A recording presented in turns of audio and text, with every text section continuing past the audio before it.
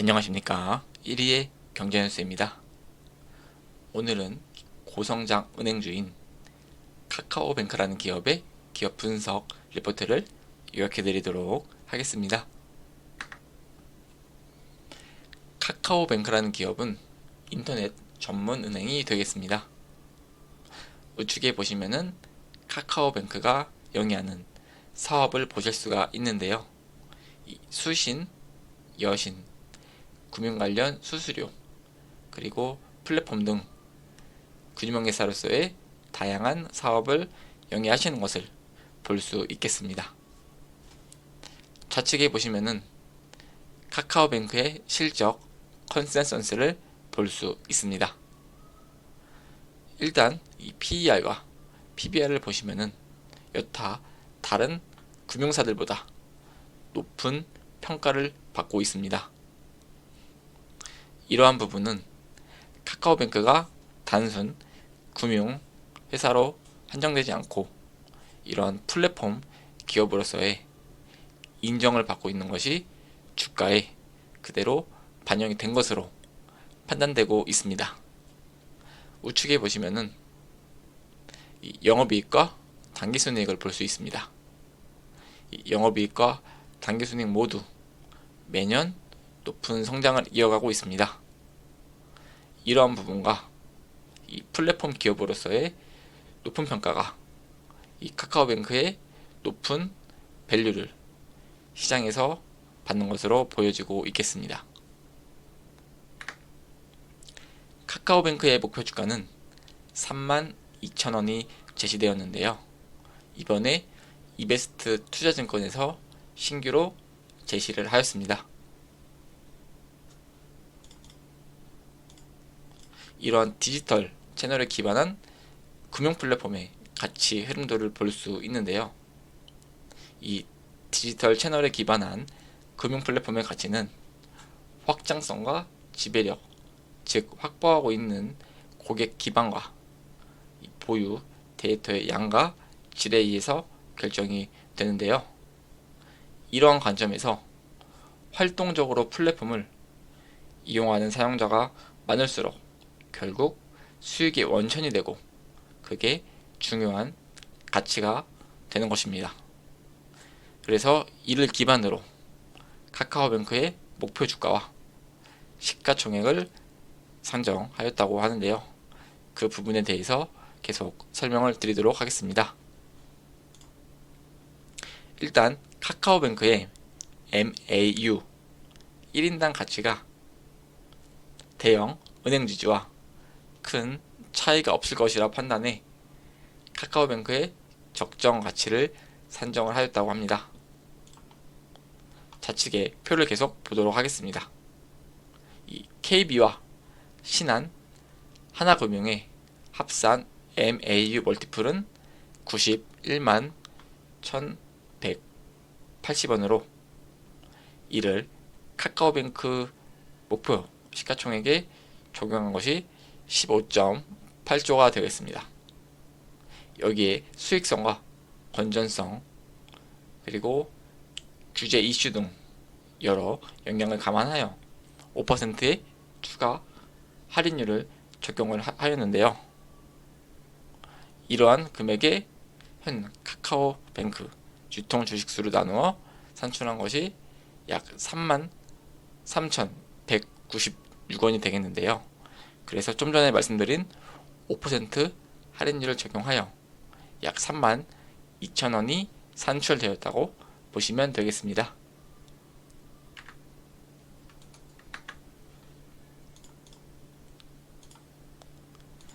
현재 카카오뱅크의 월간 활성 사용자 수 MAU는 1735만 명입니다.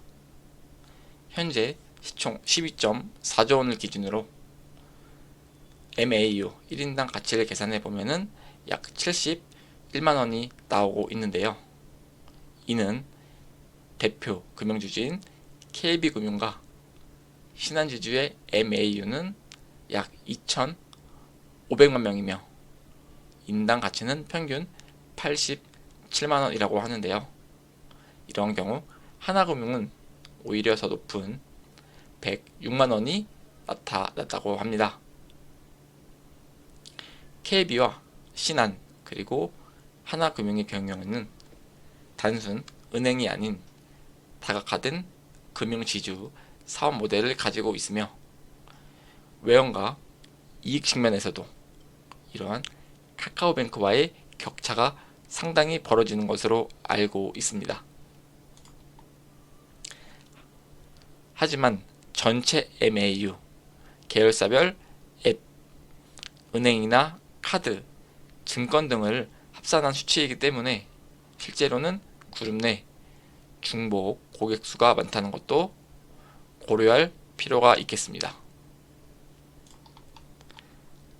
실제로 은행 앱 기준으로만 MAU를 비교해 보면은 카카오뱅크는 1735만 명, 그리고 국민은행은 1152만 명, 그리고 신한은행은 961만 명, 하나은행은 550만 명에 비해서 월등히 카카오뱅크가 높은 것을 알 수 있습니다.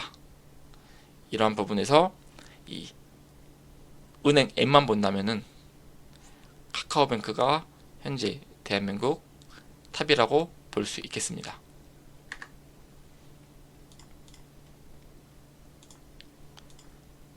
지금부터는 주요 내용에 대해서 말씀을 드리겠습니다. 첫 번째 주제는 다시 서치라이트를 켜자입니다. 상장 당시에 시총이 40조 원이었던 카카오뱅크는 현재 12조 원까지 하락을 하였습니다. 상장 이후 주가 하락에도 불구하고 여전히 멀티플은 높은 수준이고요. PBR은 약 2배, 대형 은행지주 평균 0.4배보다 약 5배 높은 상태이고요. 그리고 PER도 약 30배 수준에 머무는 것을 볼 수 있겠습니다. 이는 현재 외형이나 수익성보다는 이 플랫폼 기업으로 가치가 반영된 것으로 해석할 수가 있는데요. 이 전통 금융주는 높은 브랜드 인지도와 안정적인 지배 구조가 높은 밸류에이션을 받음을 알 수가 있습니다. 그렇지만 금융 플랫폼의 경우에는 외형과 수익성보다는 이 플랫폼의 경쟁력이 기업 가치의 핵심 요소가 아닐 수 없겠습니다. 그래서 당장의 실적보다는 업종 내 지배력 확대와 이 점유율 상승이 가치 판단의 중요한 기준이 되겠습니다. 또한 이 한국은 모바일 강국이 아닐 수 없습니다. 이 국가별 평균 일간 금융 앱 방문 횟수를 확인해 보았는데요. 한국은 7.5회, 미국은 1.4회, 중국은 5.2회로 여타 선진 금융국보다 한국이 월등히 금융 앱 방문 횟수가 높은 것을 볼 수 있겠습니다. 이러한 모바일 채널의 지배력이 향후 기업 가치의 형성에 중요한 결정 요인으로 작용할 것으로 보고 있겠습니다. 좌측에 보시면은 전통 금융주와 금융 플랫폼의 가치 결정 요인을 비교한 것을 볼 수 있는데요. 이런 전통 금융주 가치는 ROE, PBR, 이익 안정성, 자산 건전성, 자본 적정성, 이러한 브랜드 인지도가 많은 가치에 요인을 미치는데, 이 금융 플랫폼의 경우에는 데이터 앤 트래픽, 가입자 수, MAU, 그리고 핀테크 기술, 그리고 플랫폼 인지도 등 이러한 4차 산업혁명에 어울리는 이러한 단어들이 금융 플랫폼 가치의 중요한 가치를 결정하고 있습니다. 두 번째 주제는 차별적인 대출 성장세입니다. 이 현재 카카오뱅크의 프리미엄의 근원을 한번 살펴보도록 할 텐데요. 아래에 보시면은 카카오뱅크의 올해 상반기 대출 성장률을 볼 수가 있습니다.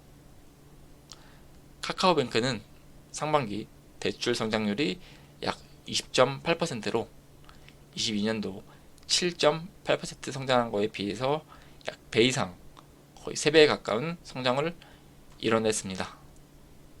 그리고 여타 다른 은행과에도 차별성을 보여주고 있는데요. 시중은행은 올해 상반기 평균 0.9% 성장에 그쳤다고 합니다. 그렇지만 카카오뱅크는 거의 이 20배에 가까운 엄청난 대폭발의 성장성을 보여주었습니다.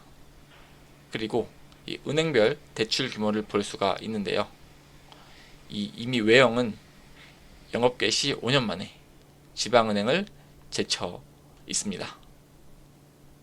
이 6월 말 기준 카카오뱅크의 총 대출 규모는 약 34조 원으로서 4대 시중은행의 가계대출 잔액 125에서 160조 원과는 여전히 격차가 큰 상태입니다. 그렇지만 이러한 지방은행은 벌써 제쳤고요. 그리고 가계대출 규모에서는 카카오뱅크가 대한민국에서 거의 손꼽아 뽑히는 은행인 기업은행을 거의 앞질러 가는 것을 볼 수 있습니다. 이러한 카카오뱅크의 폭발적인 성장세가 이 주가의 프리미엄의 근원이 될 것으로 저는 생각하고 있겠습니다. 그리고 세 번째 주제인 시간이 지날수록 주요 관심 대상이 될 것입니다. 이번 규제 이슈 관련해서 지속적인 모니터링 많이 필요할 것으로 예상이 되고 있는데요. 성장주의 특성상 당장의 배당 매력은 높지가 않습니다. 그리고 24년도 이후에 금리 사이클 전환과 성장주에 대한 할인율이 낮아질 경우 재평가가 가능할 것으로 예상되고 있는데요. 카카오뱅크는 시간이 지날수록 이 금융주 투자자들의 주요 관심 대상이 될 것으로 예상하고 있습니다. 그리고 최근 금융당국의 DSR 산정 만기가 최대 40년으로 축소가 되었습니다. 특례 보금자리론 공급의 일부를 중단하는 등 이런 가계부채 관리 강화 조치 방안을 발표했는데요. 이 추가적인 금리 인상 여력이 현재 축소된 상태인데 은행권 가계대출 취급 규모가 계속 확대되고 있습니다. 그래서 정부에서는 총량 관리 관점에서도 향후 규제 강화 기조는 이어질 가능성이 매우 높을 것으로 보여지고 있습니다. 자세한 내용은 좌측에 보시면은 이러한 9월 13일 날 발표된 가계부채 현황의 점검 회의 내용을 볼 수 있겠습니다.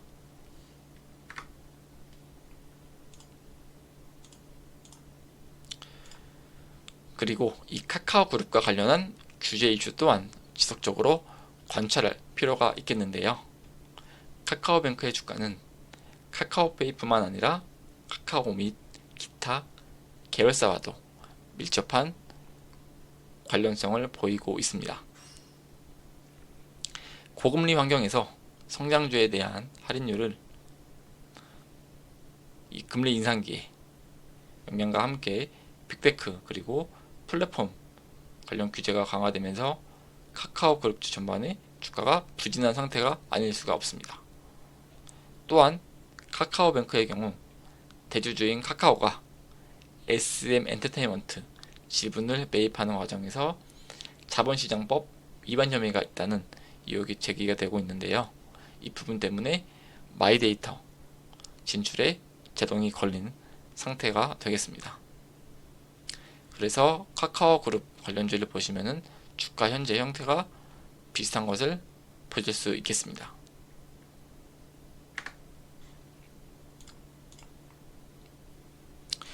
카카오뱅크의 기업 뉴스를 한 가지 설명을 드리도록 하겠습니다. 카카오뱅크가 올해 KCSI 조사 인터넷 은행 부문 1위를 달성을 하였습니다. 이는 3년 연속 달성한 기록이라고 밝혔는데요. 이 내용에 대해서 옆에 우측에 뉴스 기사를 보면서 설명을 드리도록 하겠습니다. 카카오뱅크가 올해 한국산업 고객 만족도 조사 결과 인터넷 전문은행 이 부문에서 3년 연속 1위를 차지했다고 21일 밝혔는데요. 이 KCSI는 한국능률협회 컨설팅에서 주관하는 고객 만족도 조사가 되겠습니다. 이 카카오뱅크는 요소 만족도, 전반적 만족도, 제2용, 2항 등 이러한 문항에서 모두 평균 대비 높은 점수를 얻었다고 합니다.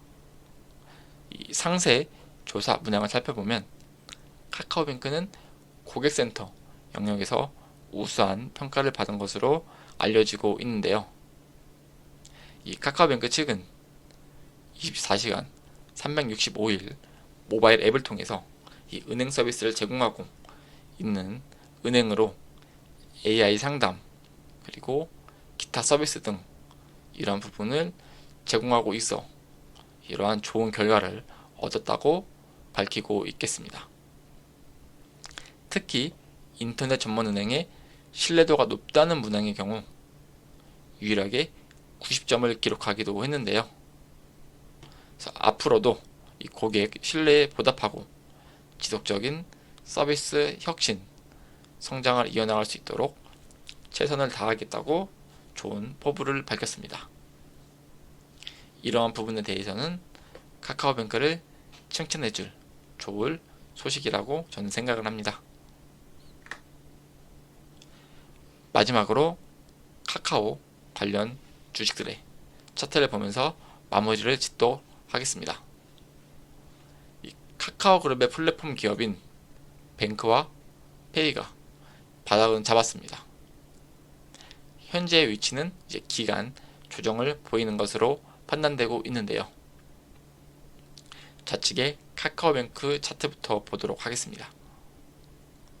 카카오뱅크는 상장 후에 지속적으로 하락한 이후 작년 10월 28일 바닥을 잡은 후 약 1년간 옆으로 기는 것을 볼 수 있습니다.